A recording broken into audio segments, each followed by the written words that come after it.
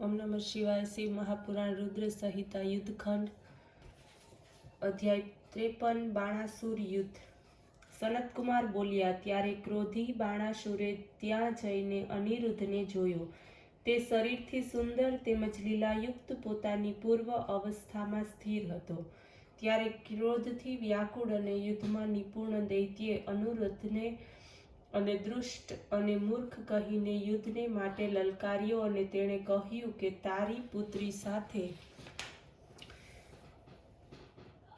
દુર્વ્યવહાર કેમ કર્યો। એણે પોતાની 10,000 સૈનિકોવાળી સેનાને આજ્ઞા આપી કે એને યુદ્ધમાં પરાસ્ત કરીને મારી પાસે લાવો। ત્યારે આ પ્રમાણે શત્રુ સેનાનું ગર્જન સાંભળીને અનિરુદ્ધ અંતઃપુરા બારણે આવ્યો અને તેની ભૂગોળોને હાથમાં લીધો અને કાળ સમાન ઉષાના ગૃહમાંથી નીકળી ત્યાં આવ્યા। બાણાસુરના સેવકોને મારી નાખી ઉષાની પાસે અંતઃપુરમાં પાછા આવ્યા। પછી બાણાસુરે પોતાના યુદ્ધ પ્રવીણ મંત્ર કૃષ્માંડને બોલાવી અનિરુદ્ધ સાથે યુદ્ધ કરવાને માટે તેને મોકલ્યો, પરંતુ અનિરુદ્ધ તો શિવજી દ્વારા રક્ષિત હતો। એનાથી એણે બાણાસુરના હાથી, ઘોડા, રથ અને શસ્ત્ર સેનાને મારી નાખી અને તેનો સંહાર કર્યો। આ બાજુ સ્વયં બાણાસુર સ્વયં ઘોડા ઉપર બેસીને એની સાથે યુદ્ધ કરવાને માટે આવ્યો। કપટ યુદ્ધ થયું, ક્યારેક કપટથી તો ક્યારેક ગુપ્ત રીતે યુદ્ધ કરવા લાગ્યો। અનિરુદ્ધ વિચારમાં પડી ગયો। બાણાસુરે એને નાગપાશથી બાંધી પાંજરામાં પૂર્યો। પછી ક્રોધે ભરાઈને પોતાના સારથીને એનું માથું કાપી નાખવા કહ્યું।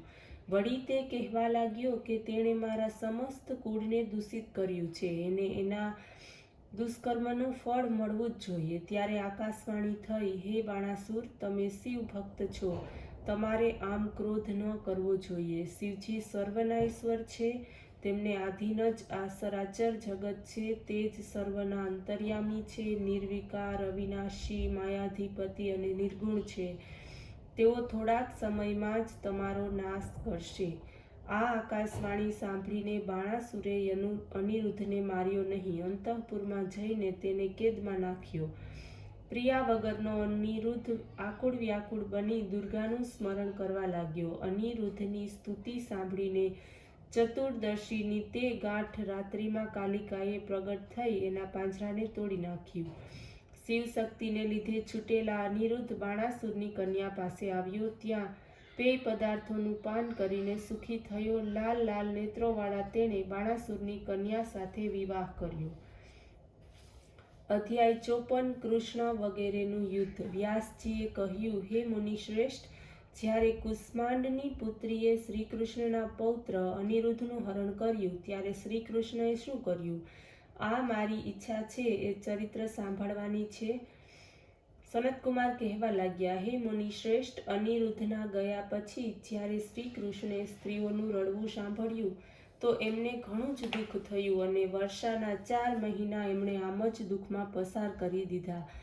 પછીથી નારદજી પાસેથી પોતાના પૌત્રના થયેલા હરણના સમાચાર જાણી યાદવોને સાથે લઈ તેઓ ગરુડ પર સવાર થઈ શોણિતપુર આવ્યા।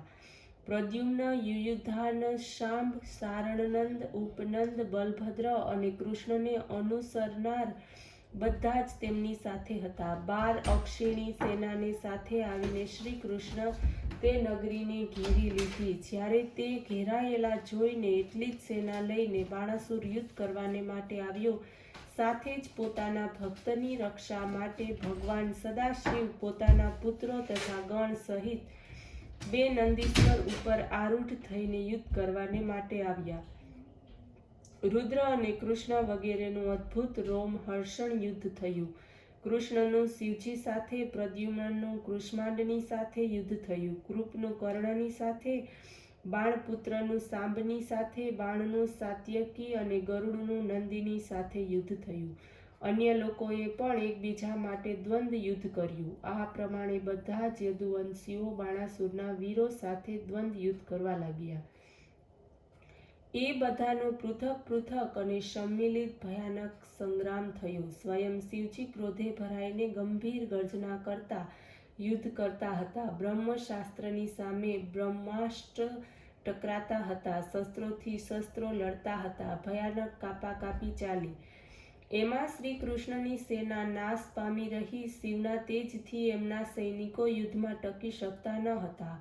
આ જોઈને શ્રી કૃષ્ણ વરુણ સંબંધી પોતાના શીતલાખ્ય નામના ઝવરવાળા અસ્ત્રને છોડીને શિવજી ઉપર ચલાવ્યું. ત્યારે શિવે એને આવતું જોઈ પોતાનો ઝવર છોડ્યો.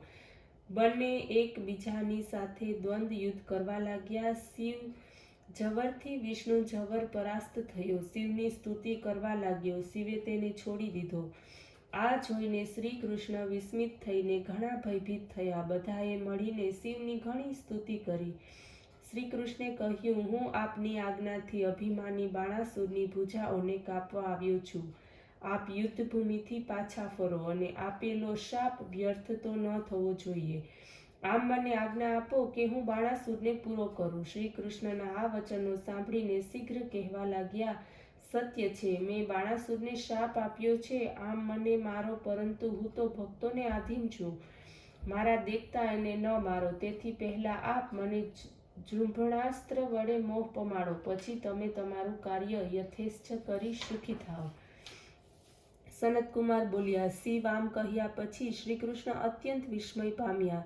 તે પોતાના યુદ્ધ પ્રત્યે આવી પ્રસન્ન થયા. હે વ્યાસ, આ સમયે અનેક અસ્ત્રોમાં કુશળ ભગવાન શ્રી કૃષ્ણે શિવના ઉપર જલ્દી ઝુંભ કાષ્ઠ વડે ઝુંભિત થયેલ શિવને મોહિત કરી ખડગ, ગદા તથા વૃષ્ટિ વડે બાણાસુરની ભુજાઓનું છેદન કર્યું. નમઃ શિવાય.